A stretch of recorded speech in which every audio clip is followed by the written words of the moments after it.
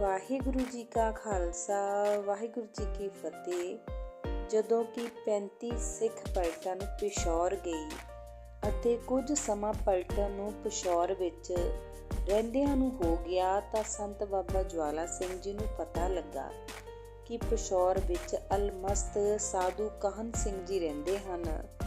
ਭਾਵੇਂ ਪਲਟਨ ਦੇ ਹੋਰ ਬੰਦੇ ਕਦੇ-ਕਦੇ ਬਾਬਾ ਕਾਹਨ ਸਿੰਘ ਜੀ ਦੇ ਦਰਸ਼ਨਾਂ ਨੂੰ ਜਾਂਦੇ, ਪਰ ਕੋਈ ਗਾਲਾਂ ਸੁਣ ਕੇ ਮੁੜ ਆਉਂਦੇ ਤੇ ਕੋਈ ਇੱਟਾਂ ਬੱਟੇ ਖਾ ਕੇ ਮੁੜ ਆਉਂਦਾ।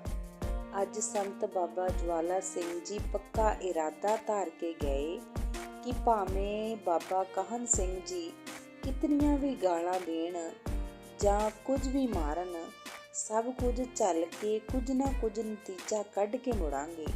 ਸੰਤ ਬਾਬਾ ਜਵਾਲਾ ਸਿੰਘ ਜੀ ਸੰਤ ਬਾਬਾ ਕਾਹਨ ਸਿੰਘ ਜੀ ਪਾਸ ਗਏ ਅਤੇ ਜਦੋਂ ਕੋਲ ਹੋ ਕੇ ਬੈਠੇ ਤਾਂ ਪਹਿਲਾਂ ਗਾਲਾਂ ਦੀ ਬੁਛਾੜ ਪਈ, ਫਿਰ ਆਪਣੀ ਆਦਤ ਅਨੁਸਾਰ ਇੱਟਾਂ ਵੱਟੇ ਵੀ ਮਾਰੇ। ਪਰ ਸੰਤ ਮਹਾਰਾਜ ਜੀ ਆਪਣੀ ਬਿਰਤੀ ਨੂੰ ਅਡੋਲ ਕਰਕੇ ਬੈਠੇ ਰਹੇ। ਫਿਰ ਲੱਗੇ ਰੌਲਾ ਪਾਉਣ ਕਿ ਲੁੱਟ ਲਿਆ, ਮਾਰ ਲਿਆ। ਸੰਤਾਂ ਵੱਲ ਇਸ਼ਾਰਾ ਕਰਕੇ ਆਖਦੇ, ਇਸ ਪੁਰਸ਼ ਕੋਲੋਂ ਮੈਨੂੰ ਬਚਾਓ, ਮੈਨੂੰ ਛੁਡਾਓ, ਦੁਹਾਈ ਹੈ, ਦੁਹਾਈ ਹੈ। ਬਾਬਾ ਕਾਹਨ ਸਿੰਘ ਜੀ ਪਾਸ ਕਈ ਬੰਦੇ ਖਾਣ ਪੀਣ ਲਈ ਬੈਠੇ ਰਹਿੰਦੇ ਸਨ, ਸੋ ਬਾਬਾ ਕਾਹਨ ਸਿੰਘ ਜੀ ਦੀ ਦੁਹਾਈ ਸੁਣ ਕੇ ਸੰਤਾਂ ਨੂੰ ਕਹਿਣ ਲੱਗੇ ਕਿ ਆਪ ਜੀ ਹਟ ਜਾਓ, ਚਲੇ ਜਾਓ, ਬਾਬਾ ਜੀ ਦੁਖੀ ਹੁੰਦੇ ਹਨ। ਉਹਨਾਂ ਲੋਕਾਂ ਨੂੰ ਸੰਤ ਬਾਬਾ ਜਵਾਲਾ ਸਿੰਘ ਜੀ ਨੇ ਆਖਿਆ ਕਿ ਤੁਸੀਂ ਮੇਰੇ ਵਿੱਚ ਅਤੇ ਬਾਬਾ ਜੀ ਵਿੱਚ ਕੋਈ ਦਖਲ ਨਾ ਦੇਵੋ, ਮੈਂ ਜਾਣਾ ਜਾਂ ਬਾਬਾ ਜੀ ਜਾਣਨ। ਸੋ ਬੰਦੇ ਸੰਤਾਂ ਦਾ ਉੱਤਰ ਸੁਣ ਕੇ ਸਾਰੇ ਪਿੱਛੇ ਹਟ ਗਏ ਅਤੇ ਪਾਸ ਹੀ ਬੈਠ ਗਏ। ਫਿਰ ਤਾਂ ਕੀ ਹੋਇਆ ਕਿ ਬਾਬਾ ਕਾਹਨ ਸਿੰਘ ਜੀ ਨੇ ਆਪਣੇ ਚੁੱਲ੍ਹੇ ਵਿੱਚ ਜਲਦਾ ਬਲਦਾ ਚੁਆਤਾ ਕੱਢ ਕੇ ਸੰਤਾਂ ਦੇ ਮੱਥੇ ਪਰ ਮਾਰਿਆ, ਜੋ ਸੰਤਾਂ ਦੀ ਅੱਖਾਂ ਤੋਂ ਥੋੜਾ ਉੱਪਰ ਆ ਲੱਗਾ ਲਹੂ ਨਿਕਲਣ। ਲਹੂ ਨਿਕਲ ਕੇ ਸੰਤਾਂ ਦੇ ਸਾਰੇ ਕੱਪੜੇ ਭਿੱਜ ਗਏ। ਚੁਆਤੇ ਲੱਗੇ ਦਾ ਦਾਗ ਅਜੇ ਵੀ ਕਾਇਮ ਸੀ, ਸੋ ਸਾਰਿਆਂ ਨੂੰ ਦਿਖਾਇਆ ਕਰਦੇ ਸਨ। ਸੰਤ ਮਹਾਰਾਜ ਜੀ ਦ੍ਰਿੜ ਚਿੱਤ ਅਡੋਲ ਬੈਠੇ ਰਹੇ ਅਤੇ ਲਹੂ ਉਸੇ ਤਰ੍ਹਾਂ ਹੀ ਵਗਦਾ ਰਿਹਾ। ਸੰਤਾਂ ਨੇ ਪਰਵਾਹ ਨਹੀਂ ਕੀਤੀ। ਦੁਨੀਆ ਦਾ ਇਤਿਹਾਸ ਆਪਣੇ ਆਪ ਨੂੰ ਬਾਰ-ਬਾਰ ਦੁਹਰਾਉਂਦਾ ਹੈ। ਜੈਸੇ ਕਿ ਸੁਖਦੇਵ ਰਿਸ਼ੀ ਜੀ ਗਿਆਨੀ ਵਿਦੇਹੀ ਜਨਕ ਜੀ ਪਾਸੋਂ ਉਪਦੇਸ਼ ਲੈਣ ਦੀ ਇੱਛਾ ਕਰਕੇ ਗਏ ਸਨ, ਤਾਂ ਜਨਕ ਵਿਦੇਹੀ ਨੇ ਸੁਖਦੇਵ ਦੀ ਪ੍ਰੀਖਿਆ ਲੈਣ ਹਿੱਤ 7 ਦਿਨ ਆਪਣੇ ਦਰਵਾਜ਼ੇ ਪਰ ਖੜੇ ਰਹਿਣ ਦਿੱਤਾ। ਕੋਈ ਵੀ ਗੱਲਬਾਤ ਪੁੱਛੀ ਗਿੱਛੀ ਨਹੀਂ ਅਤੇ ਸਤਿਕਾਰ ਤਾਂ ਕਰਨਾ ਹੀ ਕੀ ਸੀ। ਜਦੋਂ ਜਨਕ ਜੀ ਨੇ ਰਿਸ਼ੀ ਸੁਖਦੇਵ ਜੀ ਨੂੰ ਅਡੋਲ ਤੱਕਿਆ, ਜਿਸ ਦਿਨ ਜਨਕ ਜੀ ਨੇ ਬ੍ਰਹਮ ਭੋਜ ਕੀਤਾ ਤਾਂ ਰਿਸ਼ੀ ਜੀ ਨੂੰ ਵੀ ਉਸੇ ਜਗ੍ਹਾ ਖੜਾ ਕਰ ਦਿੱਤਾ ਜਿੱਥੇ ਬ੍ਰਹਮ ਭੋਜ ਖਾਣ ਵਾਲਿਆਂ ਨੇ ਆਪਣੀਆਂ ਜੂਠੀਆਂ ਪੱਤਲਾਂ ਬ੍ਰਹਮ ਭੋਜ ਖਾ ਕੇ ਸੁੱਟਣੀਆਂ ਸਨ। ਜਨਕ ਰਾਜਾ ਜੀ ਨੇ ਹੁਕਮ ਕੀਤਾ ਕਿ ਜੋ ਵੀ ਖਾਣਾ ਖਾ ਕੇ ਹਟੇ ਸੋ ਆਪਣੀ ਜੂਠੀ ਪੱਤਲ ਉਸ ਬ੍ਰਾਹਮਣ ਪਰ ਸੁੱਟੇ। ਉਸ ਦੀ ਜੀਵਨ ਲਿਖਤ ਦੱਸੀ ਹੈ ਕਿ ਰਿਸ਼ੀ ਜੀ ਜੂਠੀਆਂ ਪੱਤਲਾਂ ਵਿੱਚ ਢਕੇ ਗਏ। ਚੌਥੇ ਸਤਿਗੁਰ ਜੀ ਨੇ ਬਾਣੀ ਅੰਦਰ ਫਰਮਾਇਆ ਹੈ, ਜੂਠਨ ਜੂਠ ਪਈ ਸਿਰ ਉੱਪਰ, ਇੱਕ ਖਿਨ ਮਨੁਆ ਤਿਲ ਨਾ ਡੋਲਾਵੋ ਗੋ। ਜਦੋਂ ਐਸਾ ਰਿਸ਼ੀ ਸੁਖਦੇਵ ਅਡੋਲ ਇੱਛਾ ਵਾਲਾ ਤੱਕਿਆ ਤਾਂ ਉਸ ਸਮੇਂ ਜਨਕ ਜੀ ਨੂੰ ਰਿਸ਼ੀ ਨੂੰ ਕਿਰਪਾ ਭਰੀ ਦ੍ਰਿਸ਼ਟੀ ਨਾਲ ਦੇਖ ਕੇ ਨਿਹਾਲ ਕਰ ਦਿੱਤਾ। ਇਵੇਂ ਜਦੋਂ ਸੰਤ ਜਵਾਲਾ ਸਿੰਘ ਜੀ ਨੂੰ ਬਾਬਾ ਕਾਹਨ ਸਿੰਘ ਜੀ ਨੇ ਅਡੋਲ ਤੱਕਿਆ ਤਾਂ ਫਿਰ ਬੜੀ ਛੇਤੀ ਨਾਲ ਉੱਠ ਕੇ ਜੱਫੀ ਪਾ ਲਈ ਅਤੇ ਕੋਲ ਬਿਠਾ ਲਿਆ ਅਤੇ ਆਖਿਆ ਕਿ ਸੰਤ ਜੀ, ਆਪ ਜੀ ਪਰ ਤਾਂ ਪਹਿਲਾਂ ਹੀ ਸਾਹਿਬ ਮਹਾਰਾਜ ਆਇਆ ਸਿੰਘ ਜੀ ਦੀ ਅਪਾਰ ਕਿਰਪਾ ਹੈ। ਆਪ ਜੀ ਕੋਲੋਂ ਕੋਈ ਵਸਤੂ ਉਹਨਾਂ ਨੇ ਲੁਕੋ ਕੇ ਨਹੀਂ ਰੱਖੀ, ਪਰ ਹੁਣ ਆਓ ਆਪਾਂ ਗਲੇ ਮਿਲੀਏ, ਮਿਲ ਕੇ ਅਭੇਦ ਬ੍ਰਹਮ ਦੀਆਂ ਕਹਾਣੀਆਂ ਕਰੀਏ। ਹੁਣ ਤਾਂ ਦੋਨੋਂ ਮਹਾਪੁਰਸ਼ ਐਸੇ ਅਭੇਦ ਹੋ ਗਏ ਕਿ ਸਰਵ ਕਿਰਿਆ ਇੱਕ ਮਿਕ ਹੋ ਗਈ। ਸੰਤਾਂ ਦੇ ਕੱਪੜੇ ਵੀ ਪਾੜ ਸਾੜ ਦਿੱਤੇ।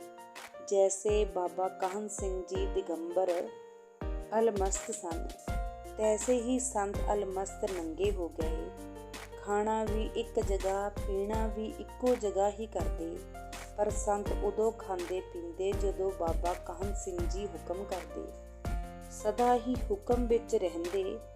इस तरह तकरीबन 1 महीना लंघ गया ਤਾਂ ਸੰਤ ਮਹਾਰਾਜ ਜੀ ਦੀ ਇੱਕ ਤਰ੍ਹਾਂ ਦੀ ਵਿਰਤੀ ਤੱਕ ਕੇ ਸੂਬੇਦਾਰ ਮੇਜਰ ਸਾਹਿਬ ਹੋਤੀ ਮਰਦਾਨ ਦੇ ਮਹਾਰਾਜ ਆਇਆ ਸਿੰਘ ਜੀ ਪਾਸ ਜਾ ਕੇ ਬੜੀ ਉਦਾਸੀ ਨਾਲ ਮੱਥਾ ਟੇਕਿਆ ਅਤੇ ਰੋ ਰੋ ਕੇ ਮਹਾਰਾਜ ਜੀ ਨੂੰ ਸੰਤ ਬਾਬਾ ਜਵਾਲਾ ਸਿੰਘ ਜੀ ਦੀ ਹਾਲਤ, ਜੋ ਬਾਬਾ ਕਾਹਨ ਸਿੰਘ ਜੀ ਨਾਲ ਮਿਲ ਕੇ ਅਲਮਸਤੀ ਦੀ ਹੋ ਗਈ ਸੀ, ਸਾਰੀ ਗੱਲ ਖੋਲ੍ਹ ਕੇ ਦੱਸੀ ਕਿ ਬਾਬਾ ਕਾਹਨ ਸਿੰਘ ਜੀ ਪਾਸ ਦਿਗੰਬਰੀ ਦਿਸ਼ਾ ਵਿੱਚ ਹੀ ਦਿਨ ਰਾਤ ਰਹਿੰਦੇ ਹਨ। ਉਹਨਾਂ ਨਾਲ ਹੀ ਇਕੱਠੇ ਬੈਠ ਕੇ ਖਾਂਦੇ ਪੀਂਦੇ ਹਨ। ਤਾਂ ਸ਼੍ਰੀ ਮਹਾਰਾਜ ਆਇਆ ਸਿੰਘ ਜੀ ਨੇ ਸੁਣ ਕੇ ਬੜੇ ਅਚਰਜ ਢੰਗ ਵਿੱਚ ਕਿਹਾ ਕਿ ਅੱਛਾ ਐਸੇ ਹੋ ਗਏ ਹਨ, ਤਾਂ ਹੁਣ ਤੁਸੀਂ ਵਾਪਸ ਜਾਓ ਤੇ ਭਾਈ ਸਾਹਿਬ ਜੀ ਨੂੰ ਜਾ ਕੇ ਕਹੋ ਕਿ ਤੁਹਾਨੂੰ ਹੋਤੀ ਮਰਦਾਨ ਡੇਰੇ ਵਿੱਚ ਬੁਲਾਇਆ ਹੈ। ਜਦੋਂ ਤੁਸੀਂ ਉਹਨਾਂ ਪਾਸ ਜਾਓਗੇ ਤਾਂ ਤੁਹਾਨੂੰ ਬਾਬਾ ਕਾਹਨ ਸਿੰਘ ਜੀ ਕੋਈ ਇੱਟ ਵੱਟਾ ਨਹੀਂ ਮਾਰਨਗੇ, ਨਾ ਹੀ ਕੋਈ ਮੰਦਾ ਬੋਲ ਬੋਲਣਗੇ। ਇਹ ਹੁਕਮ ਲੈ ਕੇ ਸੂਬੇਦਾਰ ਮੇਜਰ ਵਾਪਸ ਪਿਸ਼ੌਰ ਆਪਣੀ ਰੈਜੀਮੈਂਟ ਵਿੱਚ ਆਇਆ ਤਾਂ ਰਾਤ ਪੈ ਗਈ। ਇਹ ਰਾਤ ਸੂਬੇਦਾਰ ਮੇਜਰ ਸਿੰਘ ਜੀ ਨੇ ਸੌਂ ਕੇ ਬਤੀਤ ਕੀਤੀ। ਅੰਮ੍ਰਿਤ ਵੇਲਾ ਹੋਇਆ, ਇਸ਼ਨਾਨ ਕਿਰਿਆ ਕੀਤੀ, ਆਪਣੀ ਸਰਕਾਰੀ ਡਿਊਟੀ ਪੂਰੀ ਕਰਕੇ ਬਾਵਰਦੀ ਪਿਸ਼ੌਰ ਨੂੰ ਚੱਲ ਪਿਆ। ਸਿੱਧਾ ਬਾਬਾ ਕਾਹਨ ਸਿੰਘ ਜੀ ਦੇ ਧੂਏ ਵੱਲ ਜਾ ਕੇ ਹੀ ਰਿਹਾ ਹੈ ਅਤੇ ਧੂਏ ਪਰ ਜਾ ਕੇ ਸੂਬੇਦਾਰ ਮੇਜਰ ਸਿੰਘ ਜੀ ਨੇ ਨਮਸਕਾਰ ਕੀਤੀ। ਅੱਗੋਂ ਦੋਨੋਂ ਮਹਾਂਪੁਰਸ਼ਾਂ ਬਾਬਾ ਕਾਹਨ ਸਿੰਘ ਜੀ ਤੇ ਬਾਬਾ ਜਵਾਲਾ ਸਿੰਘ ਜੀ ਹੱਸ ਪਏ। ਹੱਸ ਕੇ ਆਖਣ ਲੱਗੇ ਕਿ ਹਜ਼ੂਰ ਦਾ ਕੀ ਸੰਦੇਸ਼ ਲੈ ਕੇ ਆਇਆ ਹੋ, ਕਿਰਪਾ ਕਰਕੇ ਦੱਸੋ। ਤਾਂ ਮੇਜਰ ਸਾਹਿਬ ਸਿੰਘ ਜੀ ਨੇ ਦੋਵੇਂ ਹੱਥ ਜੋੜ ਕੇ ਸੰਤ ਬਾਬਾ ਜਵਾਲਾ ਸਿੰਘ ਜੀ ਵੱਲ ਇਸ਼ਾਰਾ ਕਰਕੇ ਕਿਹਾ ਕਿ ਆਪ ਜੀ ਨੂੰ ਹਜ਼ੂਰ ਪਾਤਸ਼ਾਹ ਹੋਤੀ ਡੇਰੇ ਵਿੱਚ ਬੁਲਾਉਂਦੇ ਹਨ। ਉਸੇ ਸਮੇਂ ਆਪਣੇ ਪੂਰਨ ਗੁਰੂ ਦਾ ਬਚਨ ਮੰਨਿਆ ਅਤੇ ਸੂਬੇਦਾਰ ਮੇਜਰ ਸਾਹਿਬ ਜੀ, ਜੋ ਆਪਣੇ ਆਪ ਹੀ ਵਸਤਰ ਲੈ ਕੇ ਗਏ ਸਨ, ਉਹਨਾਂ ਪਾਸੋਂ ਵਸਤਰ ਲਏ ਅਤੇ ਆਪਣੇ ਤਨ ਪਰ ਓਢ ਕੇ ਬਾਬਾ ਕਾਹਨ ਸਿੰਘ ਜੀ ਨੂੰ ਨਮਸਕਾਰ ਕੀਤੀ ਅਤੇ ਕਾਹਨ ਸਿੰਘ ਜੀ ਨੇ ਵੀ ਖੁਸ਼ੀ-ਖੁਸ਼ੀ ਸੰਤਾਂ ਨੂੰ ਤੋਰਿਆ। ਸੰਤ ਕਾਹਨ ਸਿੰਘ ਜੀ ਦੇ ਕੋਲੋਂ ਹੀ ਹੋਤੀ ਮਰਦਾਨ ਨੂੰ ਚੱਲ ਪਏ। ਸਾਰੀ ਮੰਜ਼ਲ ਤੈਅ ਕਰਕੇ ਹੋਤੀ ਡੇਰੇ ਪੁੱਜੇ। ਉਸੇ ਸਮੇਂ ਬੜੀ ਤੀਬਰ ਇੱਛਾ ਅਨੁਸਾਰ ਮਹਾਰਾਜ ਆਇਆ ਸਿੰਘ ਜੀ ਦੇ ਦਰਸ਼ਨ ਕੀਤੇ, ਪਰ ਬੜੇ ਵੈਰਾਗ ਅੰਦਰ ਚਰਨਾਂ ਪਰ ਢਹਿ ਕੇ ਅਤੇ ਗਦ-ਗਦ ਹੋ ਕੇ ਨਮਸਕਾਰ ਕੀਤੀ। ਹਜ਼ੂਰ ਨੇ ਪ੍ਰੇਮ ਭਰਿਆ ਥਾਪੜਾ ਦਿੱਤਾ ਅਤੇ ਆਖਿਆ, ਉੱਠੋ ਸੰਤ ਜੀ। ਸੰਤ ਜੀ ਆਪਣੇ ਗੁਰੂ ਦੇ ਬਚਨ ਮੰਨ ਕੇ ਉੱਠੇ ਅਤੇ ਨੇਤਰ ਸੱਜਲ ਹੱਥ ਜੋੜ ਕੇ ਸਨਮੁਖ ਖਲੋ ਗਏ। ਤਾਂ ਫਿਰ ਹਜ਼ੂਰ ਨੇ ਸੁੰਦਰ ਪੂਰਨ ਚੰਦਰਮਾ ਜੈਸੇ ਮੁਖ ਵਿੱਚੋਂ ਅੰਮ੍ਰਿਤਮਈ ਵਚਨ ਆਖਣ ਲੱਗੇ ਕਿ ਸੰਤ ਜੀ, ਐਸੀ ਅਲਮਸਤੀ ਵਿਰਤੀ ਰੱਖਣ ਕਰਕੇ ਤੁਹਾਨੂੰ ਹੋਰ ਜਨਮ ਲੈਣਾ ਪਵੇਗਾ। ਤਾਂ ਸੰਤ ਜੀ ਗੁਰੂ ਦਾ ਇਹ ਬਚਨ ਸੁਣ ਕੇ ਬਹੁਤ ਵੈਰਾਗ ਕਰਨ ਲੱਗ ਪਏ, ਭਾਵ ਕਿ ਉੱਚੀ ਉੱਚੀ ਰੋਣ ਲੱਗ ਪਏ। ਐਸੀ ਹਾਲਤ ਵਿੱਚ ਬੇਨਤੀ ਕੀਤੀ ਕਿ ਹੇ ਮਹਾਰਾਜ ਜੀ, ਦਾਸ ਭੁੱਲਣਹਾਰ ਹੈ, ਆਪ ਬਖਸ਼ਿਸ਼ ਕਰੋ, ਖਿਮਾ ਕਰੋ, ਦਾਸ ਆਪ ਜੀ ਦੀ ਸ਼ਰਨ ਵਿੱਚ ਹੈ। ਕਿਉਂਕਿ ਦਸਮ ਗੁਰੂ ਜੀ ਦੀ ਆਗਿਆ ਨੂੰ ਕੋਈ ਬਦਲ ਨਹੀਂ ਸਕਦਾ। ਦਸਮ ਗੁਰੂ ਜੀ ਦਾ ਹੁਕਮ ਹੈ, ਰਹਿਣੀ ਰਹੇ ਸੋ ਸਿੱਖ ਮੇਰਾ, ओ साहिब मैं उसका चेहरा, तथा रहत प्यारी मुझको सिख प्यारा नाही।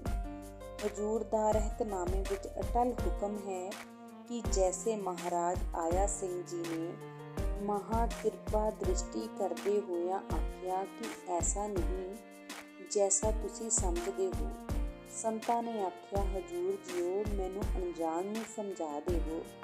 फिर महाराज आया सिंह जी ने सारी वार्ता खोल के दसी कि जिन्हां जीवां ने तुहाडे नाल मिल के आप जी तो उपदेश लैके गुरमत प्राप्त करनी है अते उन्हां दा कल्याण होना है, सो इस अलमस्त विरती विच आप जी तो नहीं भरोसाए जा सकते।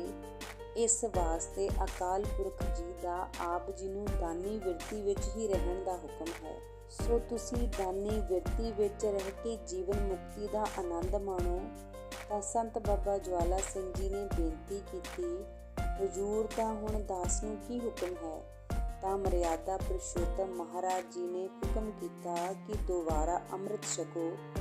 ਸੋ ਪਹਿਲਾਂ ਅੰਮ੍ਰਿਤ ਛਕਿਆ ਸੀ, ਅਲਮਸਤ ਬਿਰਤੀ ਦੁਆਰਾ ਭੰਗ ਹੋ ਗਿਆ ਹੈ। ਤਾਂ ਸੰਤਾਂ ਨੇ ਸਤ ਵਚਨ ਆਖਿਆ।